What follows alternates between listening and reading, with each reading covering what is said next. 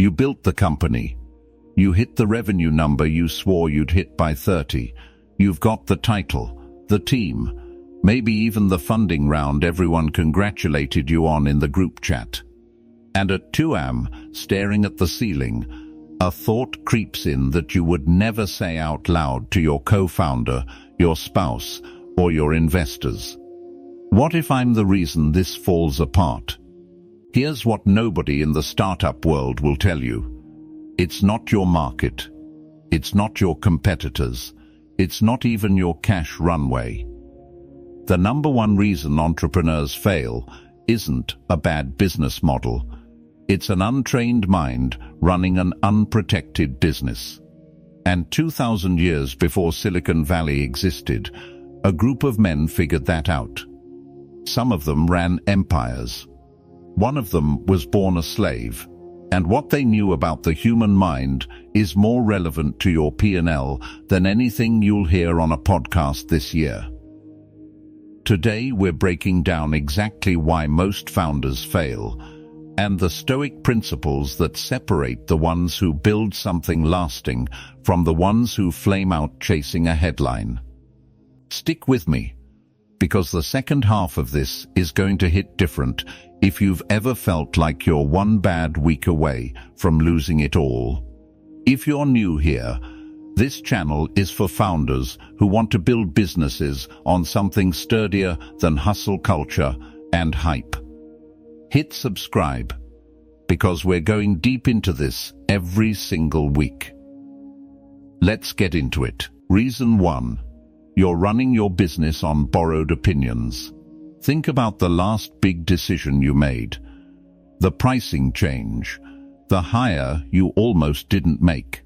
The pivot you're still not sure about. Now ask yourself honestly, how much of that decision was based on what you actually believed was right, and how much was based on what you thought your investors, your Twitter followers, or that one guy from your mastermind group would think of you? Most founders don't fail because they made the wrong call. They fail because they never actually made the call. They outsourced it. To a board member. To a subreddit. To whatever the loudest voice in their DMs happened to be that week. Epictetus, a man who spent the first part of his life literally owned by another person, said something that should be tattooed on every founder's forearm. He said, "Some things are up to us, and some things are not up to us. Your product, your pricing, your team, your standards, those are up to you.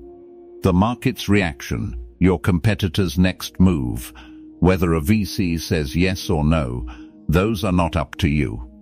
Most entrepreneurs fail because they spend 90% of their energy trying to control the second category, and almost none of it mastering the first. You cannot control if the algorithm favors you this quarter. You can control whether you shipped something you're proud of. You cannot control if a customer leaves a nasty review. You can control whether you handled it with integrity. Founders who last learn to put their full weight down on the things inside their control and let everything else pass through them like weather. Reason 2. Your identity is fused with your business, and that's a slow-motion disaster. Here's a pattern you've probably lived if you've been building for more than a year. A good month happens, revenue's up, and you feel invincible. A bad month happens, a client churns, a launch flops, and suddenly you're not just a founder having a rough quarter, you're a failure, a fraud, someone who should have stayed at their corporate job. That swing, that violent up and down, isn't market volatility. That's identity fusion. You've made your entire sense of self a hostage to your P&L. Marcus Aurelius ran the most powerful empire on earth and still wrote to himself, almost like a diary entry, reminding himself that his worth wasn't in the outcome of his decisions, it was in the character behind them. He wasn't writing that for an audience. Nobody was supposed to read those journal entries. He wrote it because even an emperor needed to remind himself daily that he was not his results. You are not your MSTR. You are not your last launch. You are not the headline your competitor got, and you didn't. When you fuse your identity with a number that fluctuates based on 1,000 things outside your control, you're not building a business, you're building a trap. And eventually that trap closes. The founders who make it 5, 10, 15 years in, the ones building something that outlives a trend cycle, they've separated who they are from how they're doing. Ask any operator who's been through a real down cycle and survived it. They'll tell you the same thing. The version of them that made it through wasn't attached to the outcome. They were attached to the standard. Reason 3. You're addicted to the sprint, and Stoicism is built for the marathon. Startup culture has sold you a lie, and it's a seductive one. The lie is that intensity equals commitment, that if you're not running on 4 hours of sleep and 3 energy drinks, you're not serious.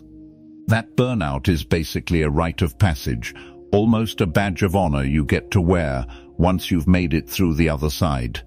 Here's the problem with that. Businesses don't get built in sprints. They get built in decades. And nobody, not one single person in the history of business, has ever sprinted a marathon and finished strong. Seneca wrote about this almost as if he'd read every founder's LinkedIn post before it was even written. He talked about how it's not that we have a short time to live, but that we waste a lot of it. Most founders aren't short on time. They're bleeding it out on things that feel urgent, but aren't actually important. The 15th Slack message about a font color. The 3-hour meeting that could have been a 2-line email. The all-nighter chasing a deadline that existed only because you set it arbitrarily to prove something to yourself. The Stoics weren't anti-ambition. Some of the most driven, high-output men in history wore that label. But they understood something modern hustle culture completely missed. Sustainable output requires a calm mind. A frantic, sleep-deprived, anxiety-ridden founder makes worse decisions, not better ones. You felt this. The 11 p.m. decision you made in a panic that you had to walk back a week later. That wasn't a strategy failure. That was a nervous system failure wearing a business suit. The founders who actually go the distance, they're not the ones grinding themselves into the ground every quarter. They're the ones who treat their own clarity like it's the most valuable asset on the balance sheet, because it is. Reason 4. You think confidence means having no doubt, and that belief is quietly wrecking you. Here's something almost every founder gets wrong about confidence. You think the version of you that's ready is the version that feels zero fear before a big decision. So every time doubt shows up, and it always shows up, you interpret it as proof you're not cut out for this. That interpretation is the actual problem, not the doubt itself. The Stoics never taught the absence of fear. They taught the mastery of response to fear. Doubt isn't a signal to stop. It's data. It means you understand the stakes. The founders who fail aren't the ones who feel afraid before a big swing. They're the ones who let that fear make the decision for them, either by freezing completely or by overcorrecting into reckless bravado to prove to themselves they're not scared. There's a difference between a founder who says, "I'm terrified, and I'm doing it anyway because the reasoning holds up," and a founder who either quits at the first sign of resistance or barrels forward with zero self-awareness just to avoid feeling weak. One of those is discipline. The other two are just two different flavors of losing control. We've covered 4 of the reasons most entrepreneurs never make it: borrowed opinions, fused identity, sprint addiction, and misunderstood confidence. But there's a fifth one coming, and it's the one that quietly ends more companies than a bad market ever could. It has to do with how you treat the people closest to you when the pressure gets real. And what the Stoics understood about power that almost every modern founder gets backwards. Reason 5 is the one that ends companies quietly, without a dramatic collapse. No headline, no viral failure story, just a slow leak that nobody notices until the tank's empty. Reason 5, you're leading people through fear, and you don't even realize it. Think about the last time you snapped at your team. The last time you sent a message a little too sharp because you were stressed about a number nobody else even knew was bad yet. You probably told yourself it was a one-off, a bad day, but your team doesn't experience it as a one-off. They experience it as the temperature of the room, and they start managing you instead of doing their actual jobs. Here's what almost nobody tells founders. The moment your team starts walking on eggshells around your mood, you've stopped being a leader and started being a weather system. People aren't bringing you their real ideas anymore. They're bringing you whatever they think won't set you off. Your best people, the ones with real judgment, start quietly polishing their resumes.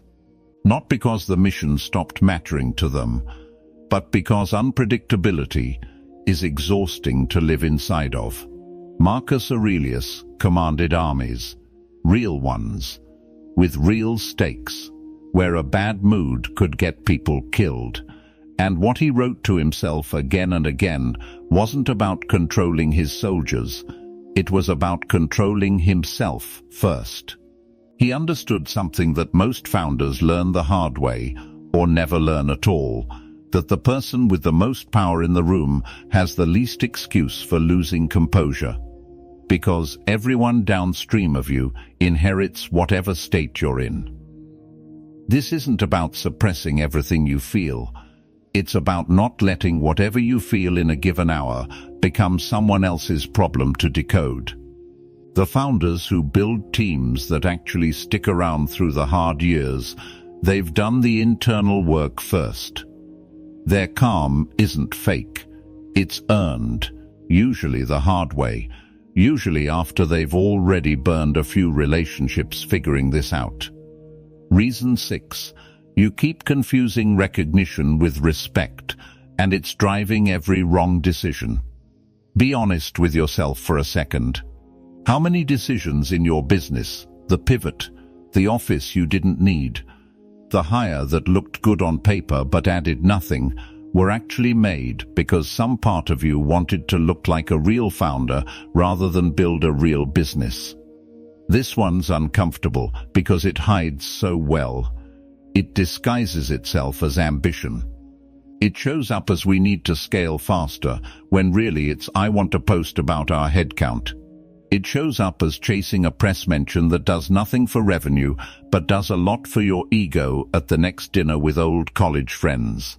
Seneca, a man who had more wealth than almost anyone in Rome, wrote constantly about the danger of chasing appearance over substance. He warned that the things people admire us for are rarely the things that actually make our lives good. Applied to building a company, that means the version of success other people can see from the outside, the funding announcement, the office photos, the growth chart on LinkedIn, is almost never the same thing as the version of success that actually keeps a business alive. The founders who make it are usually the ones who got comfortable being unimpressive from the outside for a long stretch of time. Boring pricing decisions, slow, deliberate hiring, unsexy operational fixes nobody claps for. Meanwhile, the founder chasing recognition is out here burning cash on a launch party for a product that isn't ready, because the applause felt like proof he was winning. Real respect, the kind that keeps customers paying you for a decade and keeps your best employees turning down other offers to stay, that's built in the boring, invisible decisions. Recognition is built in the visible ones. Chase the wrong one and you'll have a great highlight reel and a business with no foundation under it. Reason 7. You treat setbacks like verdicts instead of information. This might be the one costing you the most right now, today, whatever you're going through in your business. When something goes wrong, a deal falls through, a launch underperforms, a co-founder relationship gets rocky, most founders process it as a verdict on their worth. This means, I'm not good at this. This means the business is doomed. This means everyone was right to doubt me. That interpretation, not the actual setback, is what breaks people. The Stoics had a specific move for this, and it's one of the most practical tools in the entire philosophy. They called it turning the obstacle into fuel. Marcus Aurelius wrote about how the impediment to action advances action, that what stands in the way becomes the way. Not as some poetic idea to put on a mug, but as an actual operating principle. Every setback contains information you didn't have before. The failed launch tells you something true about your positioning. The lost deal tells you something true about your sales process. The rocky co-founder conversation tells you something true about a misalignment that needed to surface eventually anyway. Founders who fail long-term usually aren't the ones who hit the most obstacles. Every founder hits obstacles. That's not optional. The ones who fail are the ones who let each obstacle become a referendum on whether they should keep going at all. The ones who make it treat the exact same event as data, extract the lesson, adjust, and move. Same event. Completely different internal story. Completely different outcome 5 years later. So where does this actually leave you? Here's the truth about all 7 of these. None of them are about strategy. Not one. You could have the best go-to-market plan in your industry and still fail if your mind is the thing running the show behind the scenes without your permission. The Stoics weren't business consultants, but they understood something that every founder eventually has to learn, usually through pain, that the business is downstream of the mind building it. You don't need a better idea right now. You probably already have a good one. What you need is what those men figured out 2,000 years ago, with nothing but a pen, a journal, and a brutally honest relationship with their own thinking. You need to stop outsourcing your decisions to noise. You need to stop letting your identity ride shotgun on your monthly revenue. You need to lead your team from calm instead of chaos. You need to build for respect instead of applause. And you need to start treating every hard week as information instead of a verdict on who you are. That's not a personality change. That's a discipline. And discipline, unlike talent or luck or timing, is something you can start practicing the next time something goes wrong in your business, which, if you're a founder, is going to be sometime this week. You didn't start this because it was easy. You started it because some part of you believed you could build something that outlasts a trend, outlasts a bad quarter, outlasts your own worst days. The Stoics would tell you that belief was never wrong. You just needed the mind to match the mission. If this gave you something to actually think about, do me a favor and hit that like button. It helps this reach the next founder who needs to hear it today. Subscribe to Stoic Founder if you're serious about building both a business and a mind that can carry it, because we're putting out content like this every week for people exactly like you. And if you know a founder who's grinding through a hard season right now, send this their way. Might be exactly what they need to read this week.